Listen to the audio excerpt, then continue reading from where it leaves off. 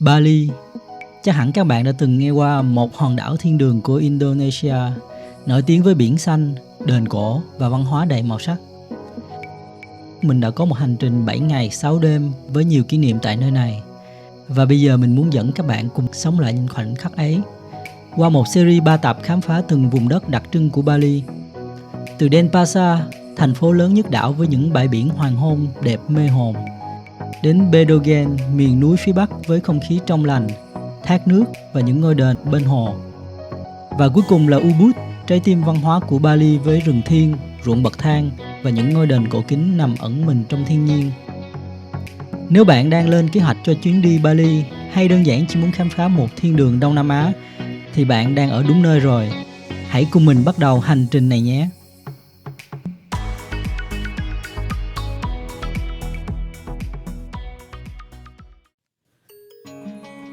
Sau những ngày đầu tiên khám phá biển xanh ở Denpasar, mình bắt đầu hành trình lên phía bắc đảo Bali đến vùng cao Bedogen. Khác hẳn với không khí nóng ẩm miền biển, Bedogen có không khí mát mẻ, nhiều rừng cây và hồ nước là nơi nghỉ dưỡng yêu thích của người dân Bali mỗi khi hè về. Điểm dừng chân đầu tiên là đền Taman Ayun nằm ở vùng Mengwi, cách Denpasar khoảng 17 km. Taman Ayun trong tiếng Indonesia có nghĩa là khu vườn đẹp. Và đúng như tên gọi, ngôi đền này được bao quanh bởi hào nước và khuôn viên xanh mướt như công viên. Đây là ngôi đền hoàng gia của vương quốc Mengwi, được xây dựng từ thế kỷ thứ 17. Khu đền có nhiều mái chùa tầng tầng lớp lớp là nét đặc trưng của kiến trúc Hindu tại Bali.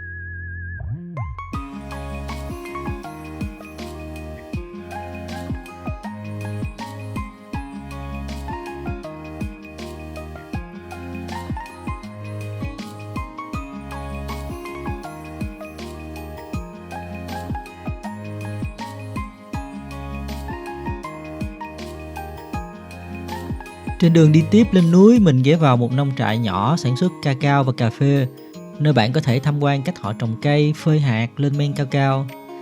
Ở đây mình được thử sô-cô-la tươi làm tại chỗ, đậm vị, thơm và hoàn toàn thủ công. Chủ nông trại rất thân thiện, sẵn sàng giải thích mọi quy trình. Một điểm dừng chân nho nhỏ nhưng cực kỳ thú vị.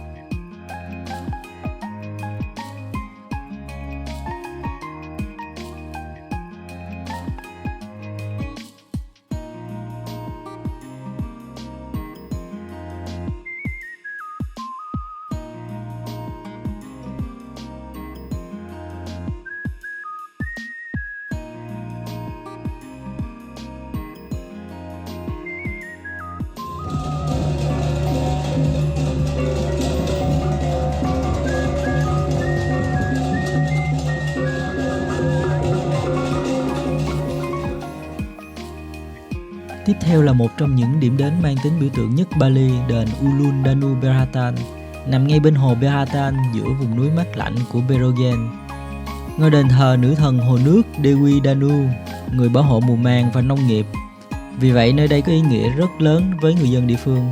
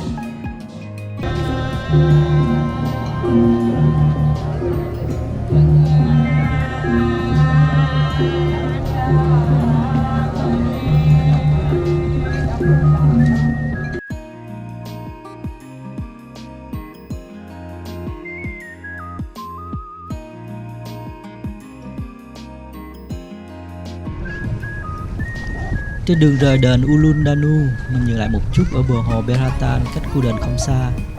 Ở đây không còn khách du lịch đông đúc, chỉ có một khung cảnh đời thường rất yên bình. Mấy đứa nhỏ địa phương nô đùa tắm cùng cha.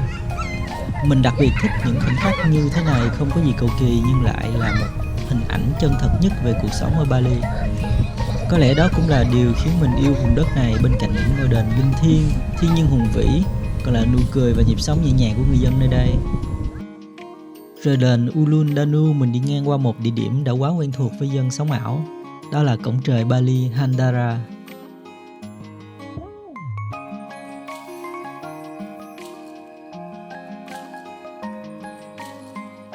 Trên đường đến thác Kolekpamo và Git, mình tình cờ dừng lại một đoạn có khá nhiều khỉ rừng tụ tập. Ngay bên đường có một em gái bán trái cây chuyên để khách du lịch mua cho khỉ ăn. Mình cũng mua một ít trái cây và thử trải nghiệm. Khác với khỉ ở Uluwatu, đám khỉ ở đây khá hiền, không giật đồ hay làm quá, chỉ ngồi yên hoặc từ tốn đến gần khi thấy bạn đưa trái cây ra. Cảm giác vừa vui vừa lạ như thể giữa vùng núi hoang sơ này vẫn có một sự kết nối tự nhiên giữa con người và muôn thú, rất nhẹ nhàng.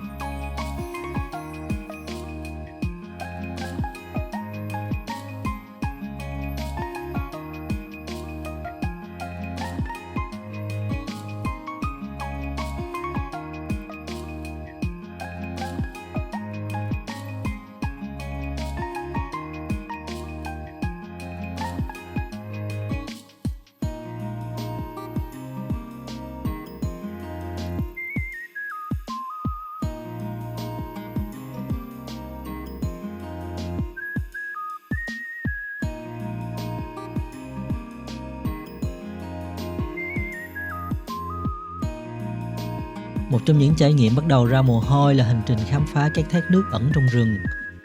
Mình bắt đầu với thác Kolekpamo, ít người biết đến nên rất hoang sơ. Để đến được đây mình phải đi bộ băng qua đường đất, rừng tre, có đoạn dốc trơn nhưng cực kỳ đáng giá.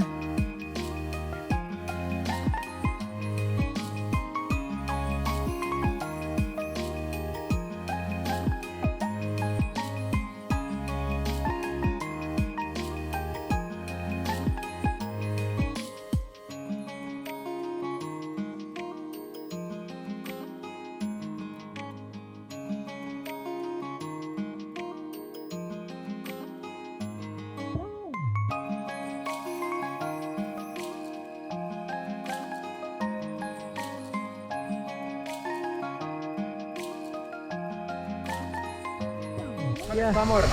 It's for us, all Yeah. years. Still forest in here. Very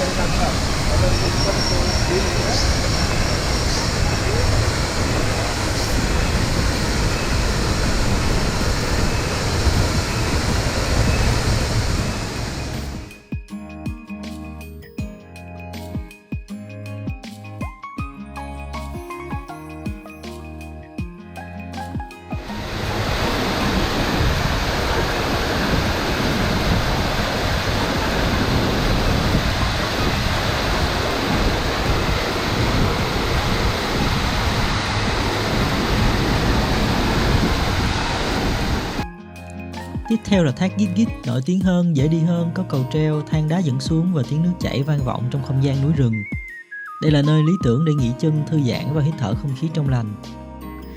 Sau 2 ngày rong ruổi vùng núi mát lạnh Bedogen, mình tiếp tục hành trình về vùng đất tâm linh và cổ kính nhất Bali, Ubud. Hẹn gặp lại các bạn ở tập 3 Ubud, đền đài, rừng khỉ và những cánh đồng bậc thang huyền thoại. Nhớ like, subscribe, bật chuông thông báo để không bỏ lỡ những thước phim tuyệt đẹp của chặng tiếp theo nhé.